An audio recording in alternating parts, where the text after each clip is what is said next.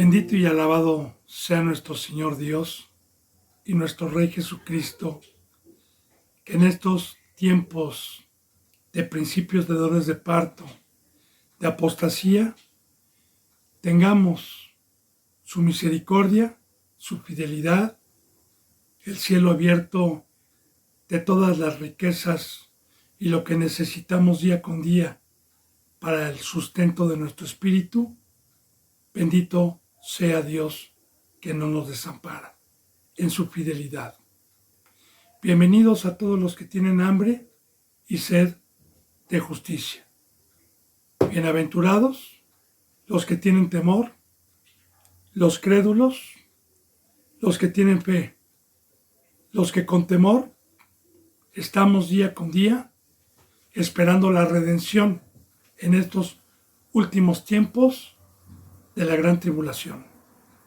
Así, bendito hermano y bendita hermana, le doy gracias a Dios por el privilegio de permitirme en este bendito día, inicio de la semana, para el mundo, pero para nosotros como cualquier otro día de fiesta, que me esté permitiendo ser un instrumento de la verdad, sabiendo que para ello hay un pacto establecido por Dios para venir con manos limpias, con una conciencia limpia delante de Dios, mediante la fe, mediante su presencia, porque toda la gloria es para Dios, para poder ser un instrumento.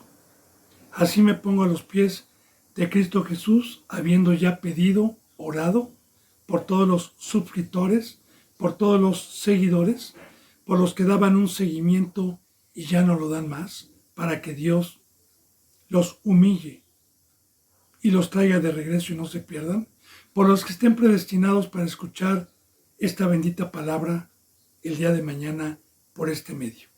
Yo he orado por todos los que están aquí en México, Estados Unidos, España, Ecuador, Perú, Colombia, Puerto Rico, Chile, la India y en todo lugar en donde Dios permita esta bendita palabra que los puede hacer salir de tanto dolor, de tanta confusión que hay en el mundo y aún lo que todavía viene. Son los deseos de este su siervo. Así, bendito hermano y bendita hermana, continuemos con la enseñanza número 57. El Evangelio de San Mateo, capítulo 22, versículo 8. Vuelvo a repetir, el Evangelio de San Mateo, capítulo 22, versículo 8. En la enseñanza de ayer y de antier, vimos cómo nuestro Señor Jesucristo subió en un pollino el día de las fiestas de la Pascua, una de las principales fiestas que Dios había dejado en el Antiguo Testamento como mandamiento y que la hacían cada año, que era una de las fiestas principales, porque todos los judíos que estaban a los alrededores subían a las fiestas de Jerusalén y había una multitud. Y Jesús, desde el momento en que vio que el primer pueblo incrédulo hacía de la casa de oración mercadería, como ya lo vimos, que hizo un azote de cuerdas y volteó la mesa de los cambistas. ¿Y cómo?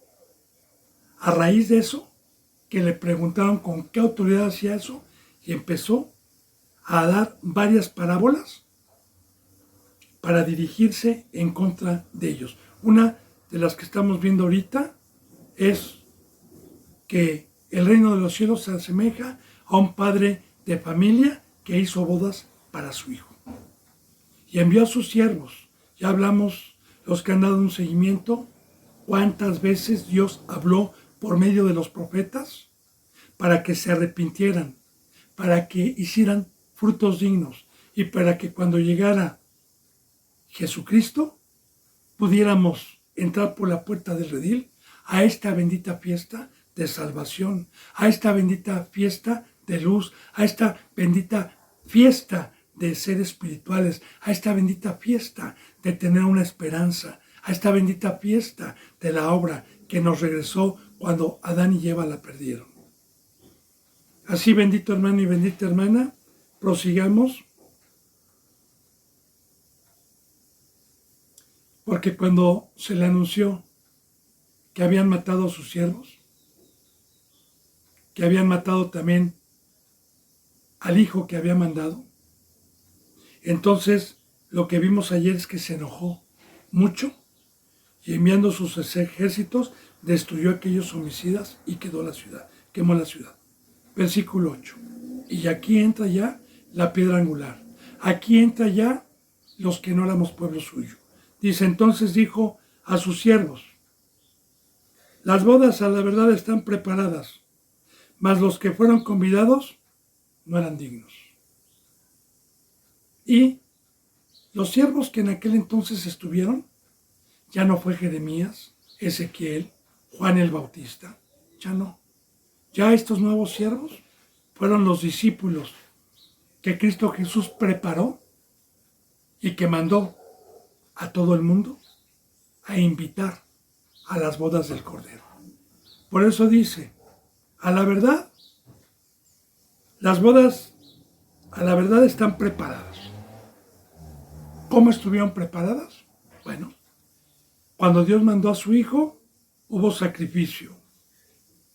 Y gracias a ese sacrificio vino la comida, el pan de vida. Gracias a ese sacrificio vino el vino. Gracias a ese sacrificio vino la alabanza, la libertad, la familia, este bendito camino que había perdido Adán y Eva. Y ya le explicaba yo ayer, bendito hermano y bendita hermana, de la verdadera fiesta. Yo le puse varios ejemplos para que podamos nosotros discernir y entender.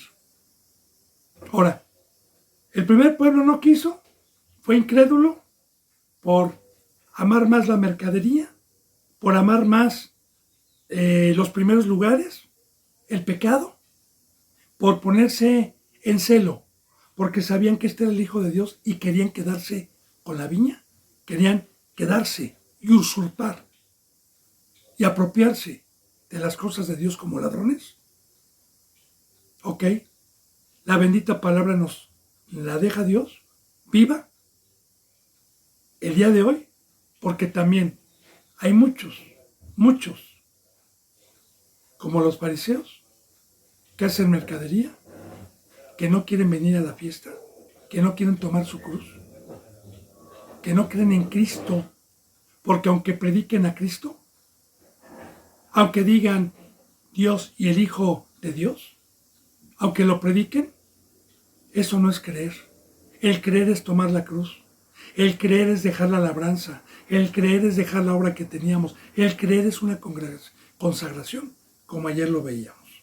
Bueno, entonces dijo sus siervos, las bodas a la verdad están preparadas, porque ya está profetizando aquí de la muerte y resurrección de Cristo Jesús, la cual Dios nos trajo todas estas bendiciones, mas los que fueron convidados primero no eran dignos. Porque recuerde que la palabra dice que primeramente vino a los suyos y los suyos no le recibieron.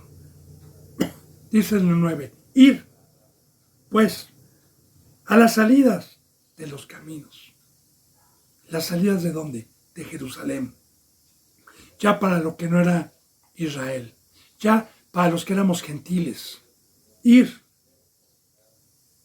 a las salidas de los que... y llamar a las bodas a cuantos hallen. Por tanto, ir a todo el mundo. Bauticen en el nombre del Padre, del Hijo y del Espíritu Santo y enséñenles todas las cosas que yo les vine a enseñar a ustedes. Ir a todo el mundo. Ir. ¿Por qué? Recordemos que vimos también ayer de la piedra que desecharon los edificadores, que ha venido a ser piedra del ángulo. Piedra que vino a unir y a llamar a un pueblo que no éramos su pueblo, para que también tuviésemos las riquezas y el privilegio de edificar y de ser edificados como casa espiritual. Recuerde, bendito hermano y bendita hermana, que los el primer pueblo, después en el libro de los Hechos, rechinaba dientes cuando Pedro iban a los gentiles, iban a llevar el evangelio a los que no éramos pueblo de Dios. Y así dice la palabra en Corintios, ¿verdad? Que Dios, por haber rechazado esto, vino también por uno que no era su pueblo para causar celo a su pueblo. Y de todas maneras estábamos predestinados. Por eso recordemos, bendito hermano y bendita hermana, como dijo Cristo a los fariseos. ¿Qué? Porque Dios es bueno. ¿Ustedes se encelan por eso? Porque Dios es misericordioso. ¿Por eso les causa celos?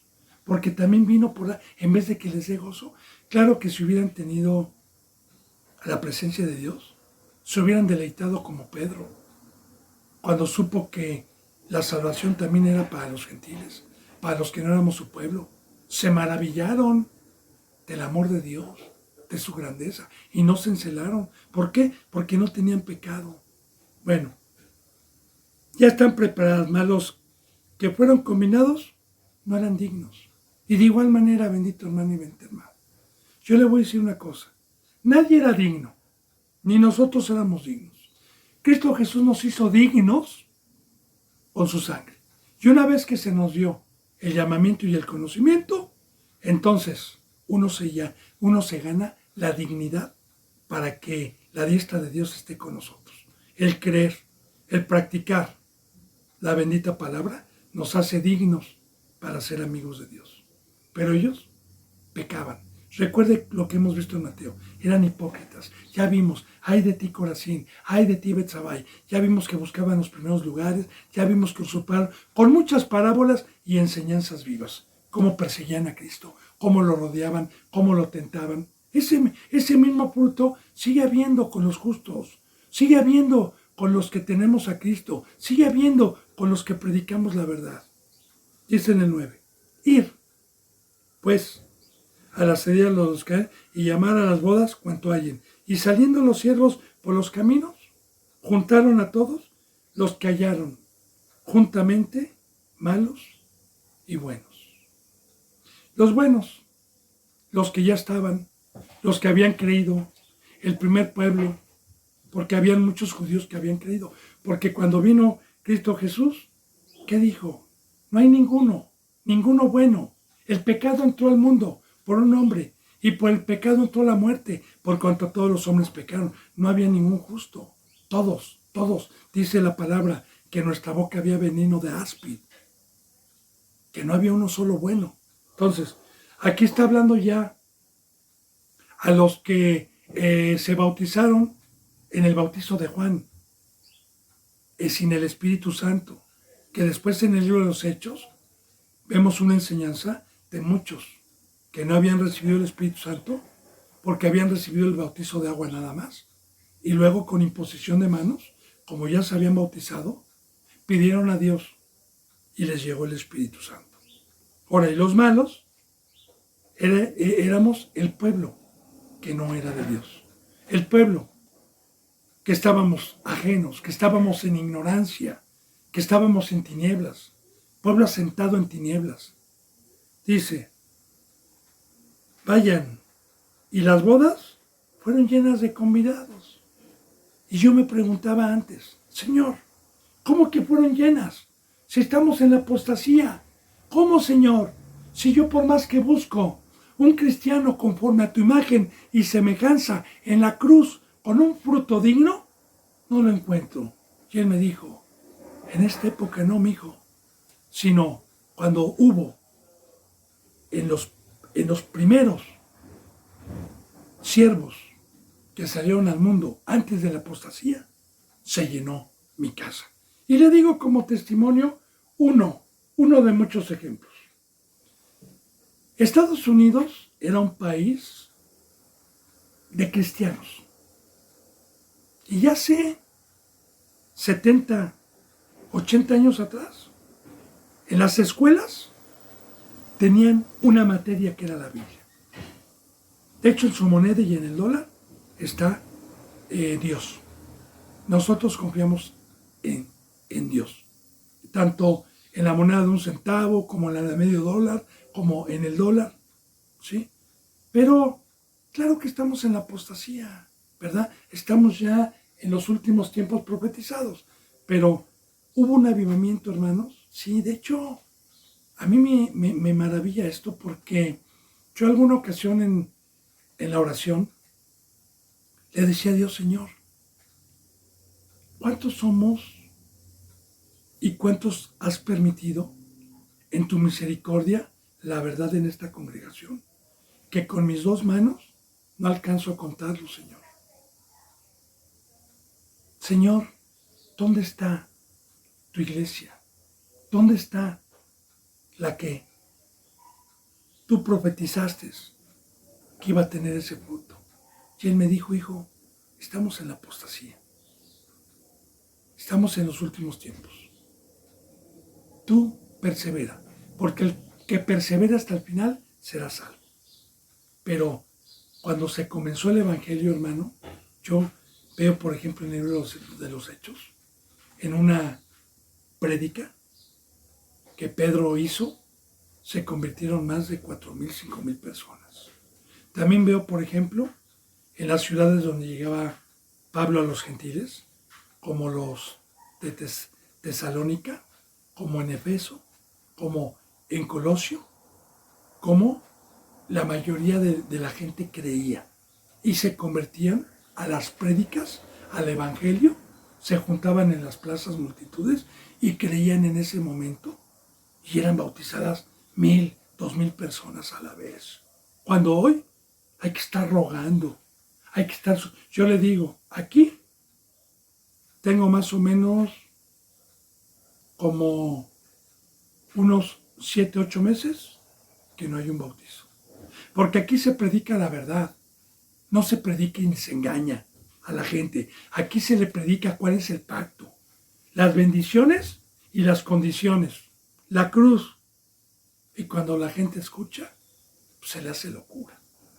Y de igual manera, la gente que se dice cristiana transgrede la bendita palabra de Dios. Entonces, cuando dice que las bodas fueron llenas, es porque en todo el mundo se llevó el evangelio. Ya proféticamente, y ahí vemos cómo Europa, cómo Asia fueron ganadas por el evangelio, y antes de Cristo Jesús, ninguna nación más que una de todas las naciones que habían conocían o habían escuchado ni siquiera al Creador de los cielos y de la tierra.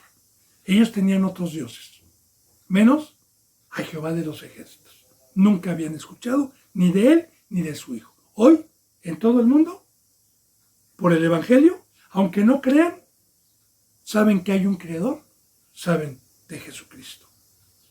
Entonces, fueron llenas de convidados, porque pues éramos muchos, hermano, los que no éramos pueblo de Dios.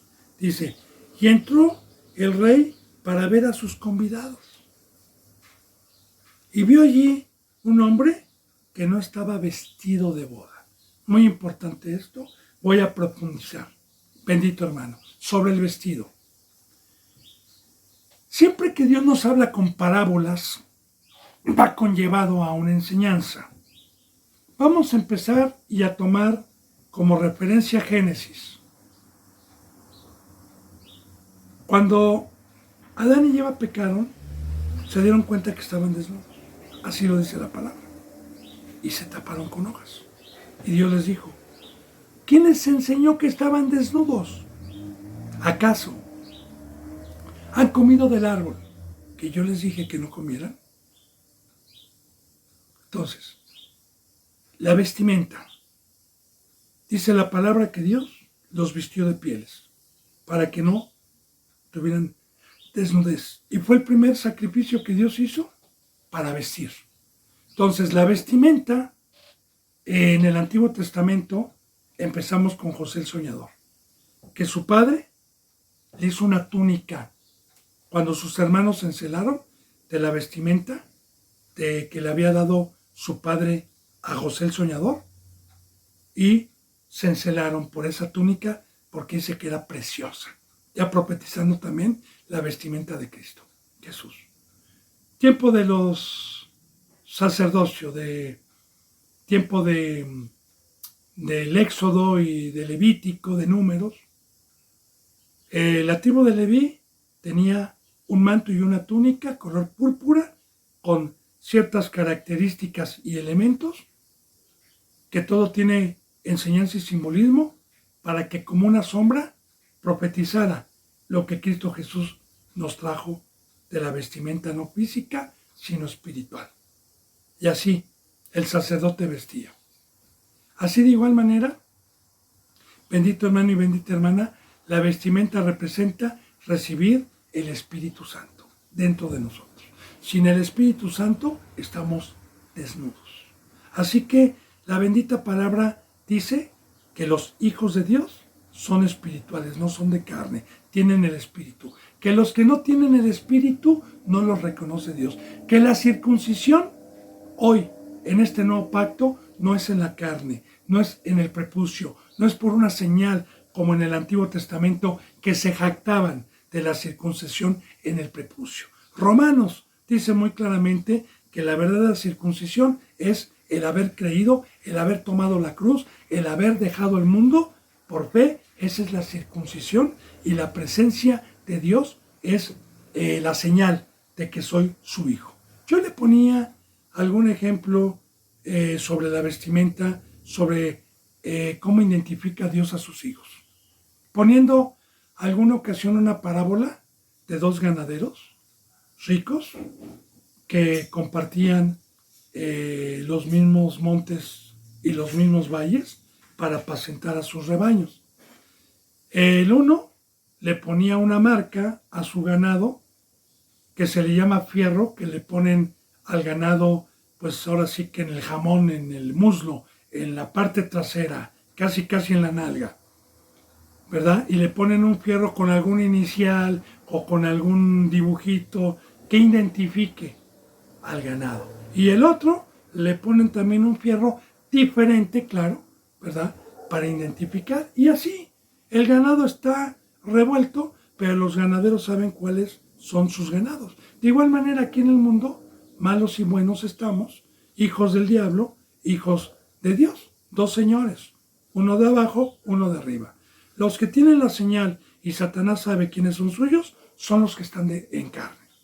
Y los que tenemos el Espíritu Santo y no andamos en la carne, ni militamos en la carne, ni somos mundanos, esa es la señal que nos identifica como hijos de Dios. Y esa es la vestimenta. Bueno, ahora ya que le expliqué, prosigamos con esto. Entró el rey para ver a sus convidados. ¿Quiénes son los convidados? Los que Cristo Jesús dijo: yo soy el pan de vida. Todo el que cree en mí y me come, tendrá vida eterna. Los convidados somos todos aquellos que tuvimos el privilegio de que llegara Dios algún día por medio de un instrumento vestido con el Espíritu Santo y nos abrió su boca, y ese mismo Espíritu que traía esa persona nos convenció de pecado, como dice la palabra. Y cuando venga el Espíritu, Él convencerá al mundo de pecado. Y fue cuando se me abrió el Evangelio y se me invitó, que las buenas noticias es: eres pecador, eres hijo del diablo, va a haber una sentencia, va a ir lago de fuego, pero te tengo una buena noticia. Te vengo a invitar, te vengo a convidar de la canasta que está llena de peces, de panes. Te vengo a combinar de este bendito pan de vida. Te vengo a convidar a las fiestas del Cordero. Entonces, vio allí un hombre que no estaba vestido. ¿Quiénes son? Son los que quieren meterse a este camino sin pagar el precio de no pecar.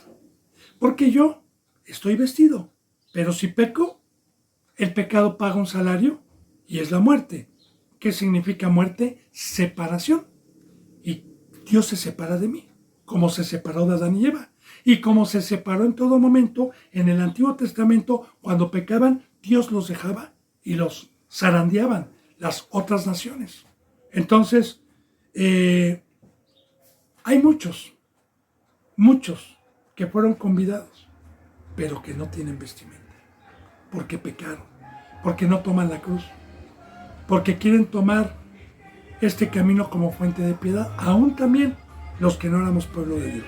Ahora, fíjense bien, vio a un hombre que no estaba vestido de boda. De boda, ya le dije cuál es. También recordemos que el vestido de boda es blanco. El vestido de la novia es sin mancha. Como dijo Pablo, ¿verdad? Yo los tengo que presentar como una virgen, sin mancha. Virgen, con un vestido blanco como la nieve. Entonces, aquí hay mucha profundidad. ¿Por qué? Porque el vestido también, hermano y hermana de boda, representa virginidad. Yo quiero decirle que la tradición del vestido blanco en muchos lugares que se ha roto y que se ha hecho, pues ahora sí que yo no voy a juzgar a los del mundo, pero pues ahora sí que cualquier persona que se va a casar haya tenido sexo con 30 hombres y de igual manera el hombre con 50 mujeres y se quieren casar, se casan con un vestido blanco, por el amor de Dios.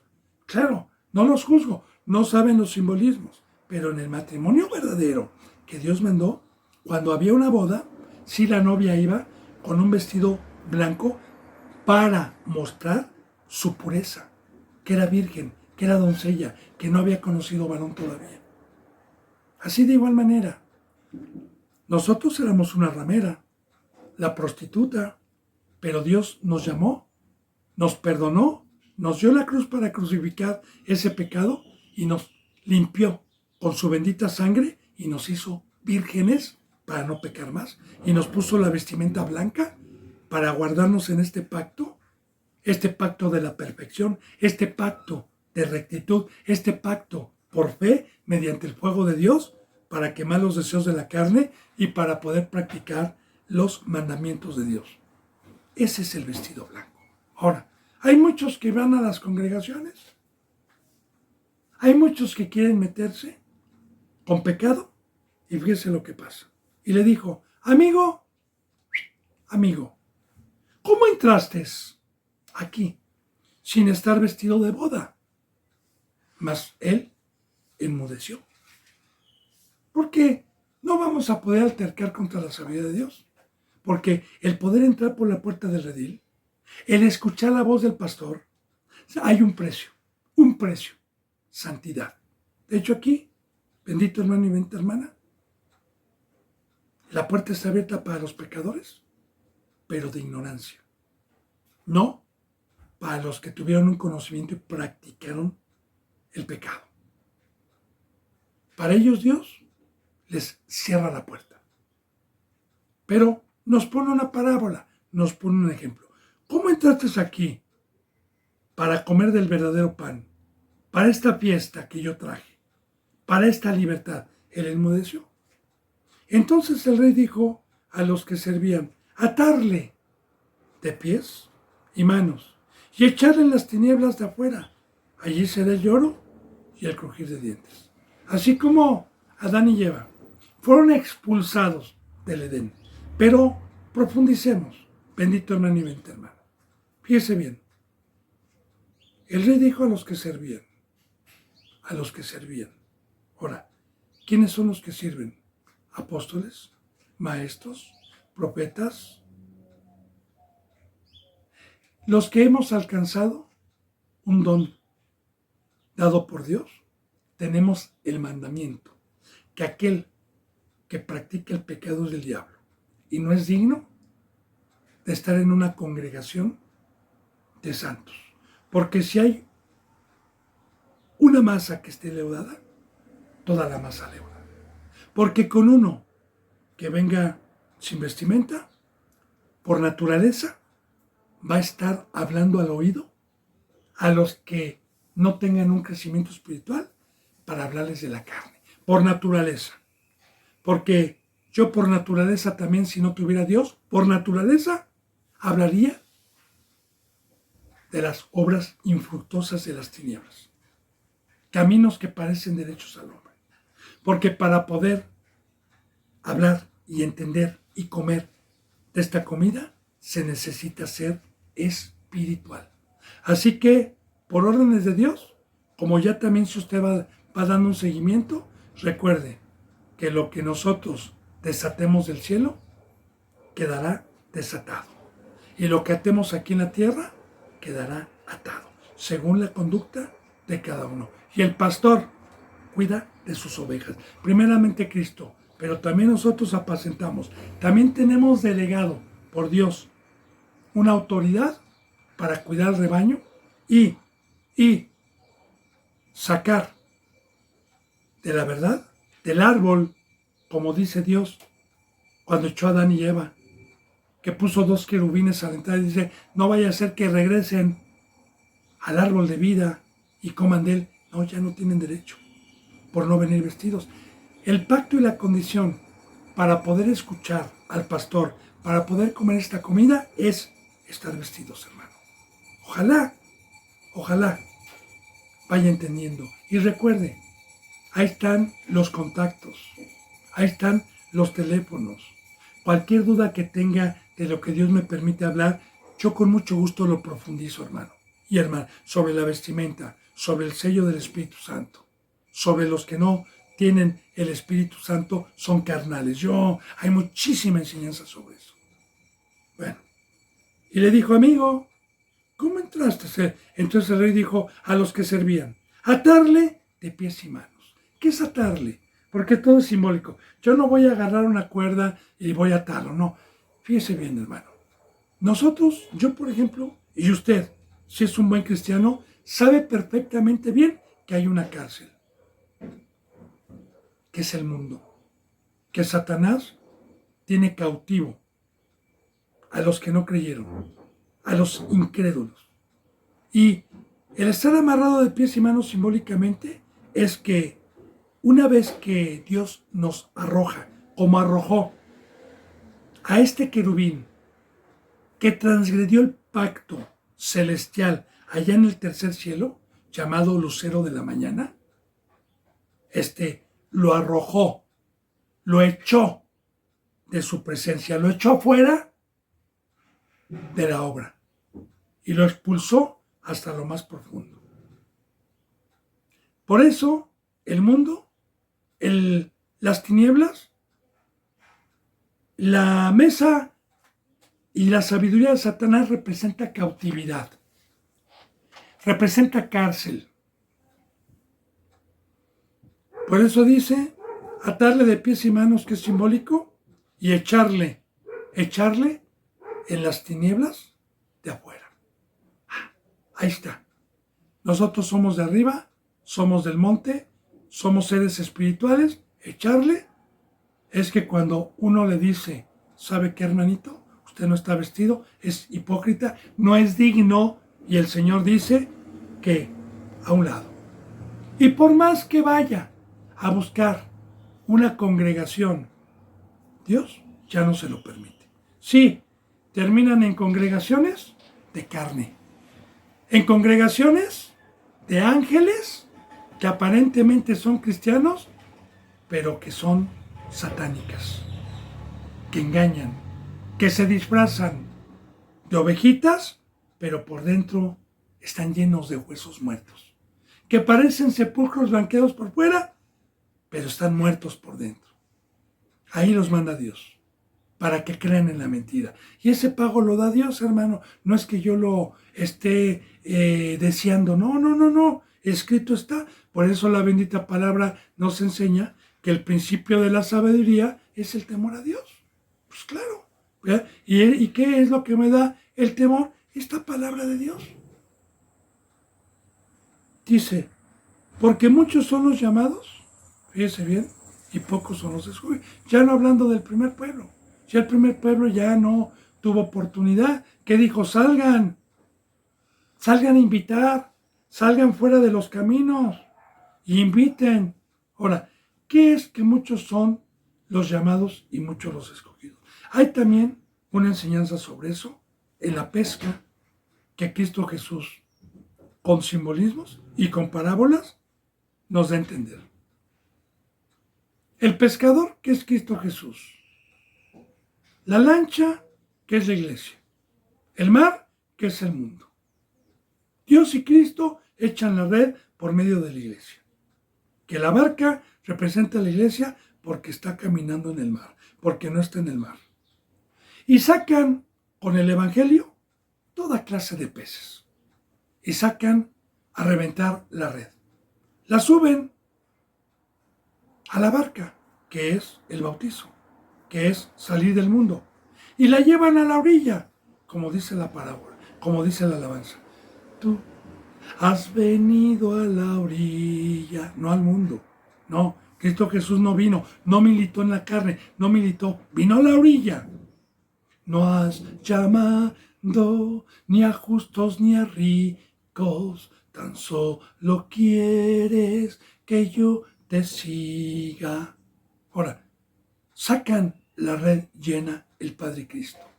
Y en la orilla, o sea, los que se bautizaron, los que salieron del mundo, vemos entonces la parábola del sembrador. El sembrador salió, sembró, muchas semillas cayeron al lado del camino, vinieron las aves, se las comieron, otras cayeron en tierra poca profunda, murieron, echó vida, pero no tuvo la raíz fundamento porque encontró pedregales y murió. Otra parte de la semilla fue echada en tierra, pero creció la cizaña juntamente con ella y la ahogó. Y otra parte cayó en tierra buena, donde dieron un 30, un 60 y un 100%. Ahí está. Bendito hermano, muchos somos llamados. Pero una cosa es ser llamado.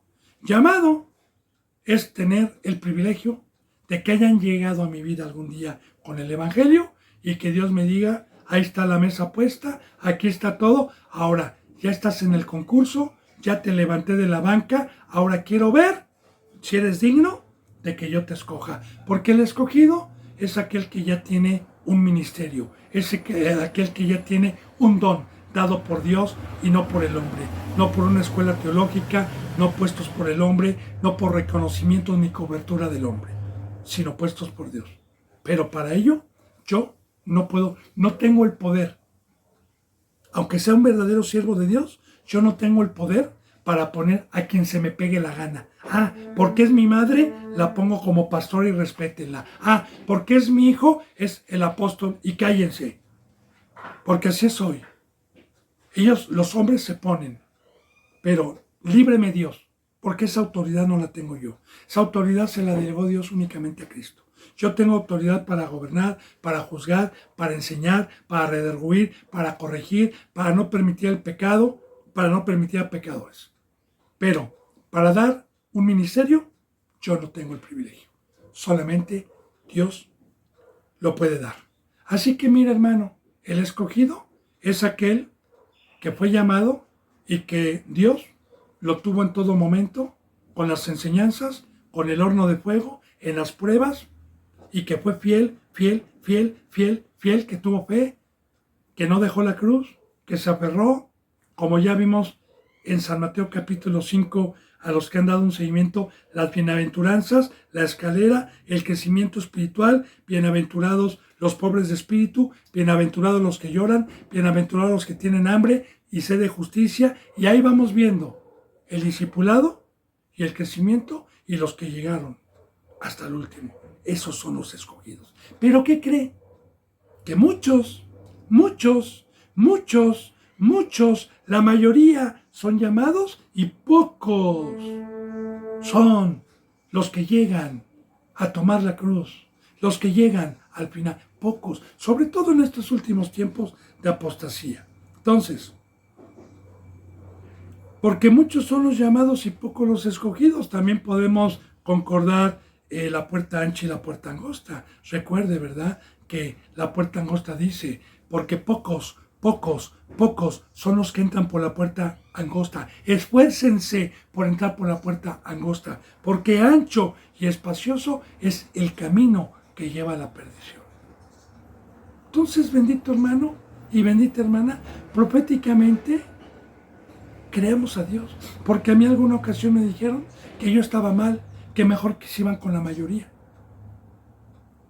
Pues la mayoría son los muchos, y los pocos que quedamos somos los que tenemos a Dios. Pero yo no me jacto, porque cada uno se lleva la bendición de Dios. Yo no puedo bendecir a nadie, solamente Dios puede bendecir y Él conoce los corazones que creen. Entonces, se fueron los fariseos, escucharon esa parábola de los invitados de las bodas del Cordero y de que venía también por uno que no era su pueblo. Se fueron los fariseos y consultaron cómo sorprenderle en alguna palabra. Fíjese bien lo que tramaban. Fíjese bien lo que maquinaban, el mal. ¿Sabes qué? Vamos a ir a sus prédicas nada más para ver que se equivoque en una palabra y decirle, ya ves, pecador, ya ves cómo no conoces la ley.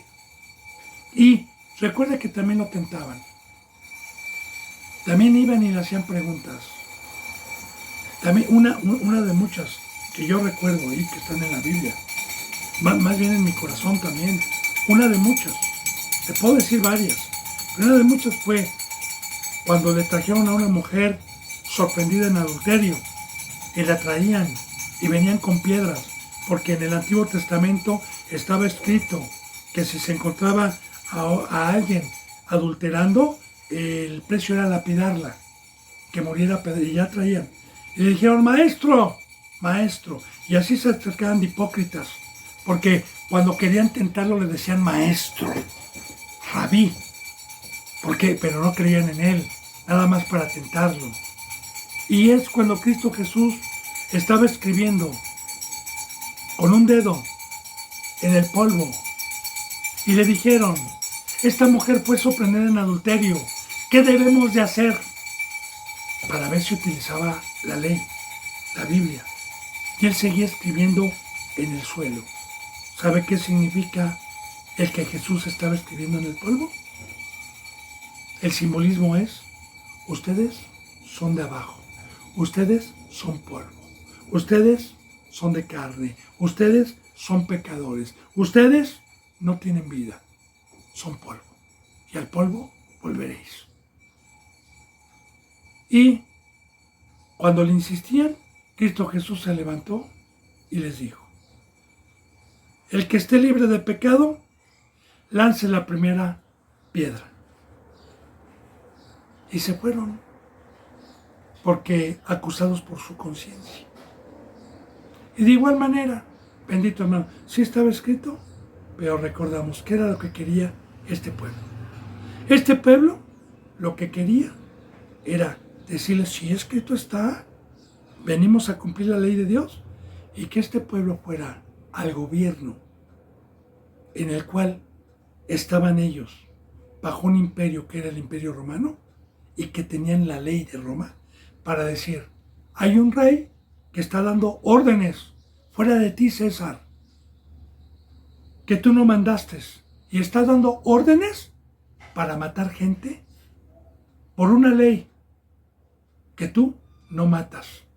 Y lo que querían era que lo agarraran los romanos, lo encarcelaran y lo apresaran. No crea que lo hacían y van a tentarlo. Otra también, cuando le dijeron, ¿tú no pagas tributo? ¿Ni tus discípulos pagan tributo? Estaban bajo un imperio. Es cuando mandó sacar el pez. O también cuando dijo, a ver, préstenme una moneda. ¿De quién trae la imagen? Del César. Ah, por lo del César al César. O sea, que si yo tengo una moneda, sí se la regreso al César. Y lo de Dios, a Dios. Entonces, ahí vamos viendo, bendito hermano y bendita hermana, fueron a consultar aquí en el 15 cómo sorprenderle en alguna palabra. Y ya le puse algunos ejemplos de cómo lo tentaban, cómo querían sorprenderlo para acusarle. Y le enviaron los discípulos de ellos con los herodianos. Los herodianos se les llamaba así a los que eran de Herodes. Herodes era un gobernador del Imperio Romano como Pilato. Entonces, y le enviaron los discípulos de ellos, o sea, de los fariseos. Tenían alumnos, como hoy también en las congregaciones de hoy, también hay discípulos, pero como dice la palabra, estos van a ser un prosélito para hacerlos doblemente hijos del infierno. Entonces, discípulos, recuerda que se significa aprendiz o alumno. Y yo puedo ir a aprender la verdad o aprender la mentira. También puedo ser un discípulo de la mentira. Pues sabemos que para que Cristo Jesús me enseñe, necesito tomar mi cruz. Bueno, entonces, y le enviaron los discípulos de ellos, con los herodianos, diciendo, Maestro, sabemos que eres amante del camino de Dios y que no te cuidas de nadie, porque no miras la apariencia de los hombres. Fíjese bien la hipocresía y fíjese bien cómo habla Satanás. Porque yo escucho hablar a alguien así, digo, wow. Y más si vienen a decirme a mí, ¿verdad?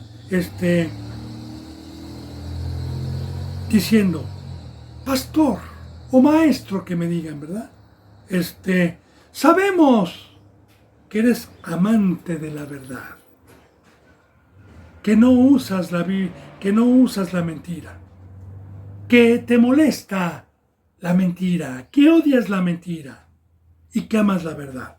Y recuerde, bendito hermano y bendita hermana, ¿qué es esto de amar la verdad? Bueno, como dice la bendita palabra, el que hable conforme a las palabras que Dios nos dejó, que están en la Biblia. Porque todo aquel que quiera argumentar en contra de la cruz con su sabiduría, se le llama mentira si no está en la Biblia. Y yo siempre, a los que me han dicho, no hermano, es que yo no estoy de acuerdo contigo que tú estés predicando que no escuelas, que no esto, que la cruz, le digo, ok, ¿por qué no me haces una enseñanza con la Biblia? Para que lo que tú me estás diciendo, con la verdad, me saques de mi mentira. Pero tus argumentos no están en la Biblia. Entonces, nosotros, por lo menos yo también, no sé usted, si usted tiene a Dios, es un fruto que en automático se da cuando nosotros escuchamos una doctrina de alguno que se dice cristiano, que no usa la Biblia y que tuerce las escrituras y que mete sabiduría que no está aquí, nos entra el celo. Decimos, escrito está, no hay, y somos amantes de la verdad. Pero estos se acercaban con hipocresía. Entonces fíjese bien. Y que enseñas con verdad el camino de Dios. De igual manera, este es un fruto que debemos de hacer, hermano. Aprovechando, aunque estos eran pecadores, ¿verdad? Pero venían hipócritamente. Y que enseñas con verdad. Porque aquí, ¿qué es enseñar con verdad? Los que van dando un seguimiento, bendito hermano y bendita hermana, saben que yo nunca he metido revistas o he metido escritos míos o he metido libros, sino que todo está basado y aquí leemos versículo tras versículo tras versículo, capítulo tras versículo, carta por carta, libro por libro.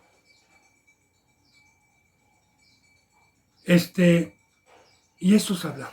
Porque hay muchos que hoy ni remotamente usan un versículo para hablar una hora y tuercen la escritura.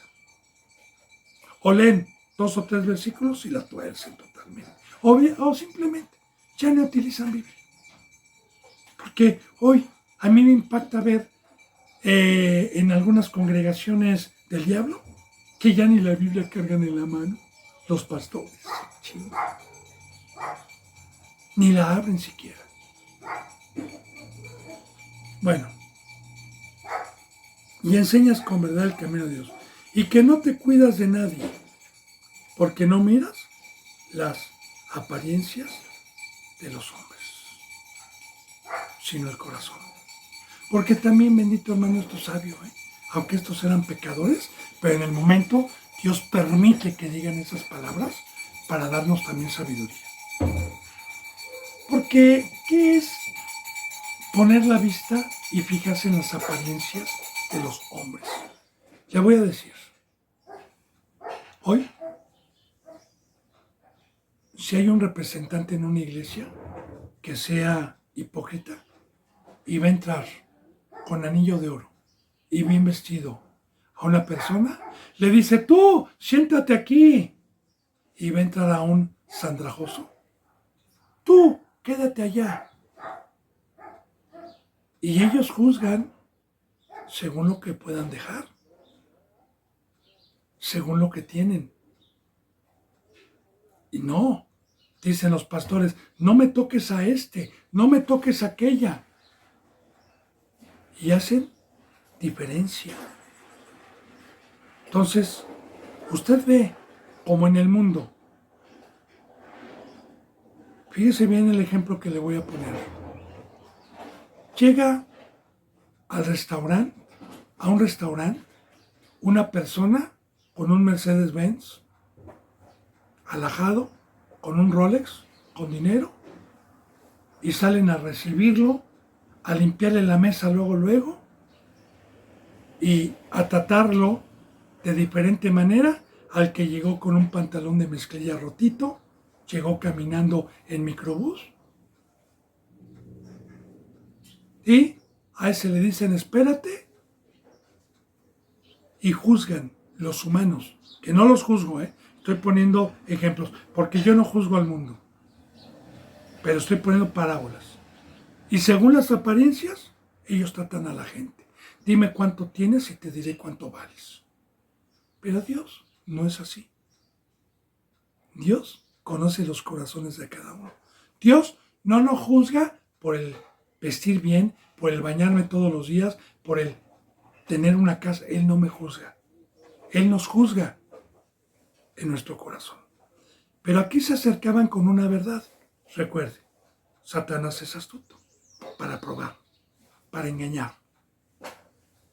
Porque Satanás se acerca con una verdad para caerle en una mentira y para poderlo señalar. Entonces, aquí estamos viendo, Entonces, que no te cuidas de nadie porque no miras las apariencias de los hombres.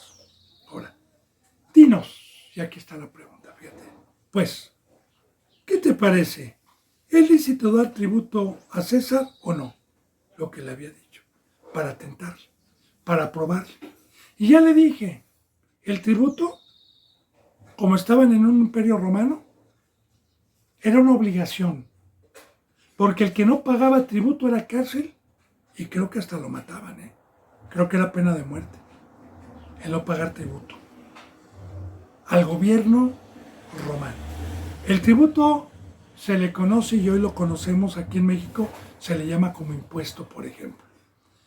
Todos los artículos que aquí en México se venden llevan un impuesto que se le llama IVA, que va destinado para el gobierno, para que el gobierno haga uso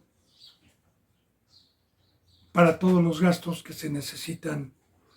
También, cuando tenemos un coche, pagamos derechos de tenencia cada año, derechos de placas. En todo eso es un tributo. Y hay mucha gente que no da tributo, que roba al gobierno. Por eso le preguntaban, ¿por qué también en el Antiguo Testamento es muy importante hacer hincapié de esto? Para poder entender. En el Antiguo Testamento, cuando Dios estaba con el pueblo y el pueblo tenía el favor de Dios, todas las demás naciones eran tributarias a los reyes de la tierra. Todas. Desde el Antiguo Testamento, todas. Pero el único pueblo que no tributaba a ningún rey de la tierra era el pueblo de Dios. Ellos no pagaban ningún tributo.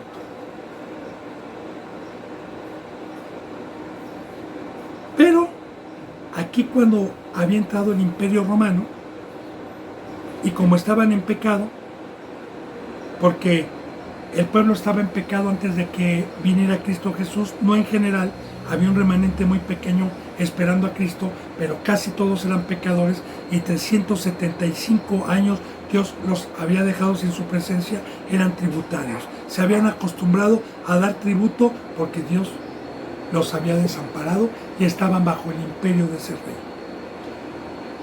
Claro que si Cristo Jesús decía, no me es lícito dar, porque recuerden que el pueblo de Dios no tributa a ningún rey pagano, lo hubieran ido a acusar. Pero vamos a ver la sabiduría de Cristo Jesús. Claro que Cristo Jesús sabía que lo querían tentar. Él conoce los corazones. Mas sin embargo, les contestaba con sabiduría a ver si acaso se arrepentían y se quedaban perplejos de su sabiduría. Pero Jesús, conociendo, aquí está lo que le digo en el 18, pero Jesús, conociendo la malicia de ellos, les dijo, ¿por qué me tientan, hipócritas? ¿Qué es tentar? Tentar es probar, para hallarle en alguna palabra. La palabra tentador significa el que prueba. Y recordemos que hubo un consejo para ver si encontraban alguna palabra para acusarle. ¿Por qué me prueban? Y luego les dijo, hipócritas, que el hipócrita es esto, con un ejemplo que le voy a poner. Tengo 10 años de casado y tengo secretamente un amante, engañando a mi mujer, y no lo sabe ella. Y yo cada que llego a la casa, llego con flores, llego a darle un beso, llego a decirle, sin ti no puedo vivir, mi amor, te amo a ti y a mis hijos. Eso se llama hipocresía. De igual manera, estos decían amar a Dios, pero pecaban. Porque el amor a Dios es guardar todos sus mandamientos y no adulterar ni tener un compañerismo con el enemigo, que es el que nos hace desobedecer las órdenes de Dios. Entonces, hipócritas. Ahora, aquí está lo que le digo, todavía. Porque otros los hubiera mandado al diablo. Todavía les da sabiduría, no tanto, sí para ellos, pero más que nada, para que no engañasen a sus discípulos. Porque también si Cristo Jesús no contestaba, ¿qué hubieran podido pensar sus discípulos? Que todavía no tenían una revelación. Entonces dice, mostrarme la moneda del tributo. Y ellos le presentaron un denario. Y no nada más el denario, toda moneda tenía la imagen del César. Entonces les dijo en el denario, ¿de quién es esta imagen y la inscripción? Porque si usted se mete a ver las monedas de aquel entonces, traían una inscripción que decía el César. Roma y la imagen del César. Y le dijeron, el César. Y les dijo, dad pues a César lo que es del César y a Dios lo que es de Dios. Ahora, aquí hay mucha enseñanza, bendito hermano, muy profunda y bendita hermana. Mire, hay caminos que parecen derechos al hombre y al final está la muerte. Bíblicamente, la madurez espiritual, según el Evangelio en el Nuevo Testamento, según en Hebreos, la madurez espiritual es discernir entre el bien y el mal, entre la mesa de Satanás y la mesa de Dios. ¿Yo cómo puedo saber lo que es del César? Que el César representa hoy el rey del mundo, el diablo, el que tiene el imperio sobre el ser humano y el que le exige una ley al ser humano, porque si no lo hace, pues le va mal. ¿Cómo puedo yo tener el discernimiento? Bueno, la bendita palabra dice que todo lo que se ve, todo lo que va a ser destruido, todo lo que no es eterno, no es de Dios. Colosenses 3:1 dice que busquemos las cosas de arriba, las cosas que no se ven, que pongamos la mirada en donde está Dios y Cristo Jesús. Si a mí me dicen, oye hermano, es lícito que mi hijo vaya a la escuela, que trabajemos, que es lícito que hagamos esto, que yo simplemente les digo, ¿verdad? ¿De quién tiene la imagen eso? ¿De Dios? Porque la imagen de Dios es espiritual. La imagen del diablo es carnal. Y la carne busca todas esas cosas. Pues lo de la carne a la carne, lo del diablo al diablo y lo de Dios a Dios, hermano. Esa enseñanza hay, Esa enseñanza hay. ¿Por qué? Coches, dinero, fama, carreras, gloria. Todo eso es la imagen del diablo. Y la imagen de Dios es humillarnos, servir, ser peregrinos y extranjeros. Yo espero que vayamos entendiendo toda la profundidad de esta bendita palabra que Dios nos deja. Y así también, hermano y hermana.